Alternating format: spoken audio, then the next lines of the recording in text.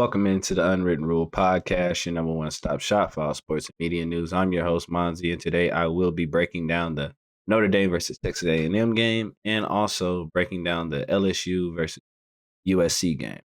Starting off, please be sure to leave a like, comment, subscribe. Okay, so going into the game that was on Saturday, played at probably, I think it was at 6:30. You had Notre Dame versus Texas A&M. Hats off to Notre Dame. You went to a difficult place to play, one of the hardest places to play in college football. Everybody who knows college football understands that.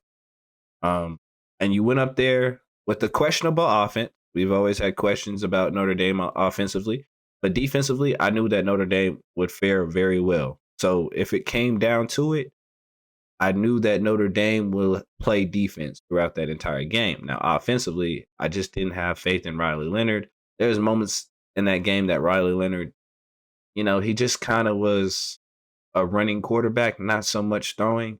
But when Notre Dame was able to get in space, they were able to pick up a lot of yards, and they were obviously able to put up enough points that they needed. As for Texas A&M, I feel like Mike Elko coached a great game. And if you don't feel like he coached a great game, then I don't know what you were watching. Coached a great game. Also, to be his first time as a head coach for Texas A&M, and one of the biggest games starting off in the season against Notre Dame, the number 7th ranked team, and Notre Dame arguably is way better ranked than 7 after what we've seen out of Ohio State recently. Could barely beat Akron. It's just hard to, see that when you guys, Mike Elko got stuck with this problem. My bad. But Mike Elko got stuck with this problem. The media, the fans, everybody has raved about how good Connor Wegman is, or the potential of him, or the potential of Connor Wegman. How good he would be. Connor Wegman ain't good, and obviously he's not good against competition. Neither was Max Johnson. That's why y'all got him tossed on the road. Hanks King. That's why y'all tossed him to. A&M is going to have to find a Connor Wegman is not your best option. And I know it's game one. Yes, he can clean up and he can make some strides to become a way better, quarterback. But nah, when you needed a quarterback to win that game, that's all that A&M needed. They just needed a quarterback to win the game. They weren't too far from it. But, throws just not getting there. It just doesn't work. And also, I thought Connor Wegman, could run a little bit. Not seeing him run the ball was a little iffy to me. So in college, having a quarterback that can run a little bit does go very well. So I don't think he's the best option for them going down the road, but I will still like to see what he has to offer. Back to Notre Dame. Notre Dame. Those guys are tough. I mean, they didn't let anything happen in space on defense. They were able to make tackles. It was a dogfight up front. The secondary, they gave up a couple plays, but that's normal. It's football. The secondary is going to give up plays. You're not going to have this shut down defense on all phases. It's not how it works. Yes, teams will pick up first downs. Yes, teams will be in the red zone. Yes, teams will maybe score a touchdown. You guys are not indestructible. Okay. So I just like what I seen out of Notre Dame. Riley Leonard, I mean, the game plan was very easy for him. He didn't have to do much. I don't want anybody to make him out to be like he was the best quarterback in that game. I still think Wegman, somewhat played better. It's just that Wegman doesn't run the ball. But that's a difficult place to play. The fans were in there, but once it got to the moment that they obviously knew that they didn't have any, chances to really go score, the fans, the stadium got quiet. And that's the sad part about Texas A&M. They get quiet. Boy, that crowd can get real quiet. But it was very questionable on a lot of things with Texas A&M offensively. Like I said, Texas A&M, you should keep your heads up, hold your heads high, because it was a great game plan. The players played well as best as they could. It was effort on both sides of the football. So there was no question about physicality and stuff like that. For me, it was just that I don't think that Connor Wegman is the quarterback that you need to win football. He can beat teams that's not Notre Dame, yes.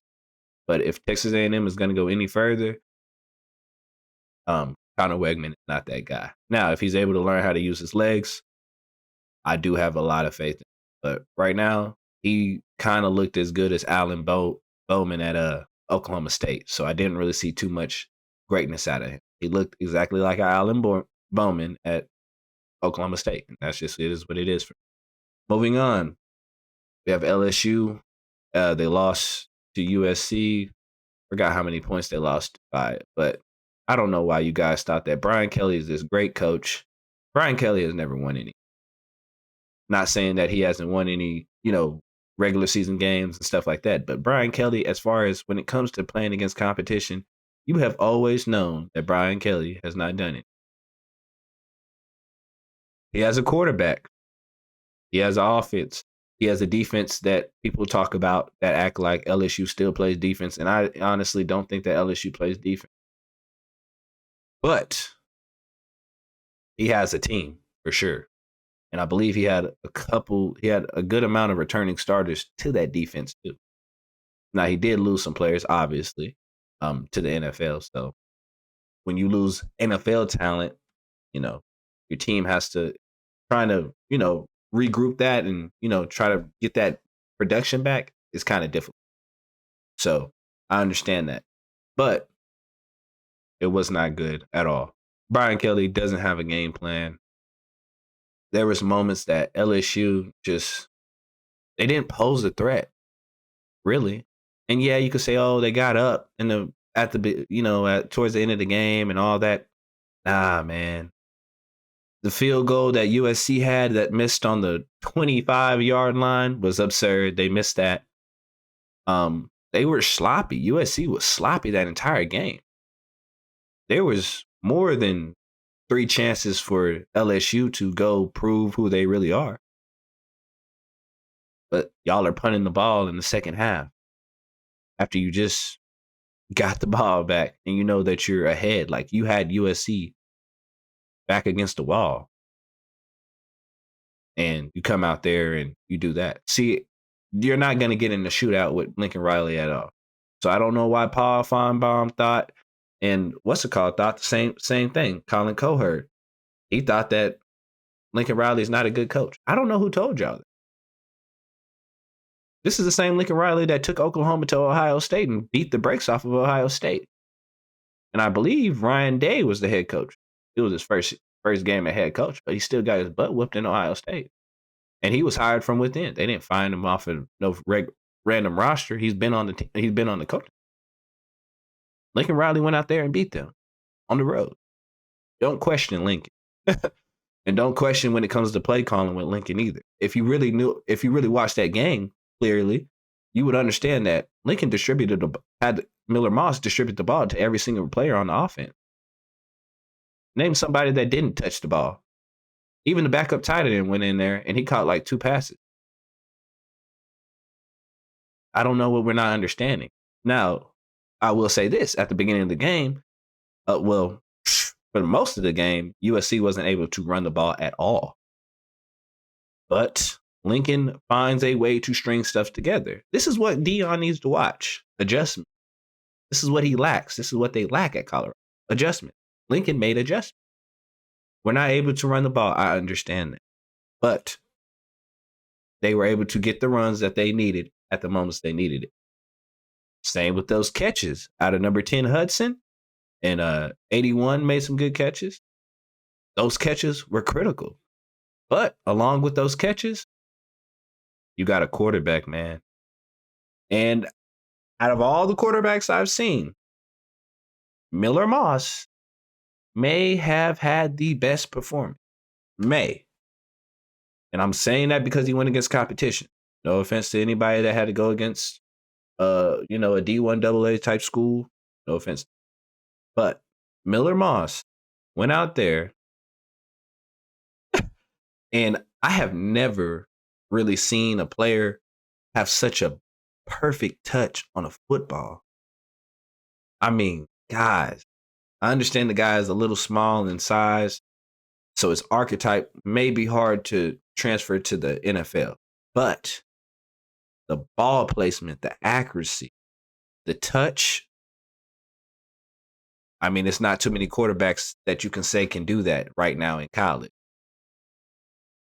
I mean, even the catches from 10, the ball was only placed to where every single pass that Miller Moss threw, for the most part, that didn't get knocked down at the line of scrimmage, that pass was only catchable by his receiver.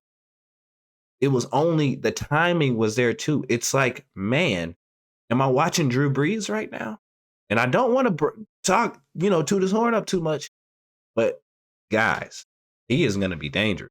And especially under Lincoln Riley, it ain't no telling what they can do. There ain't no telling. Defensively, I forgot the defensive coordinator's name. I just know his last name, Lynn, and I also know that his dad used to coach for the Chargers, Anthony. Lincoln Riley, hats off to you. You finally made a decision, and you made the right decision. You know that you needed a defensive coordinator. And yes, the way that defense played against LSU, USC has a case of arguably being the best team in the Big Ten. Michigan didn't look good. Oregon looked sloppy. Ohio State didn't look good. And they got the most loaded roster by names on paper and by NIL money. It's loaded. But they didn't come out there playing like anything was loaded. And I understand it's the first game of the season. But that defense against LSU, first game of the season, and Nussmeier is not a bad quarterback. I thought Nussmeier wasn't I didn't think he was the top 10. Well, I wouldn't say top 10, but I didn't think he was the top, 6 SEC quarterback. But he proved me wrong. And hats off to him. He did play good. You can only do so much. But, nah, man. USC, they're definitely loaded. They're definitely they're definitely loaded. And the defense just really needed somebody to revamp it. They had the players. And Ramsey, number 7, the transfer from UCLA, gosh. Cobb, gosh. Like, man, that team did good. And like I said, they were sloppy. Those points they gave up, it was just, it was nothing to do with coaching. It's just sometimes the game gets like that. Sometimes player trip over each other. Sometimes somebody stumbles. Sometimes it's a small miscommunication. Sometimes the game is so fast paced, the player kind of forgets what he's really doing. He gets caught up in all the action. That's why when you play and it's 11 on 11, each of the 11 guys has a job. You don't have to do anything more than what your job asks of you to do. That's what they teach you. And you've seen LSU, and you've seen that Lincoln Riley was able to hold the team together, and players were still able to do their job. The defense was great. Now, they got a lot of teams they got to play. I believe USC still has to play. They might have to play Ohio State, and I know they have to play Oregon. But, hey, I like them. If the offense is able to move the ball like how they did against LSU, the defense doesn't have to do too much. The defense was able to get off the field, and they were put in some bad situations, obviously. But they played very great. It was a very great game plan on both sides of the ball for USC. And if you don't have them top 5, I don't know. They really were a top 5 team. Notre Dame also, top 5 team. And I know they do the rankings a little sloppy, but those are some top 5 teams. And the way this college football playoff is going to be, I don't know. People might complain to get some more teams in there because, man, 12 teams, and you're telling me that potentially a Notre Dame and USC are in a playoff system, like the NFL has. They might have to add some more teams to it because, man, that was exciting. It was exciting football. LSU didn't look bad. Same with Texas A&M. Those teams didn't look bad. They didn't look bad. They were good. These are some good games.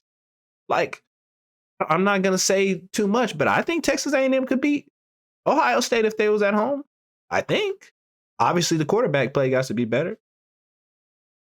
You know, LSU, they look like they can still beat some teams in the SEC.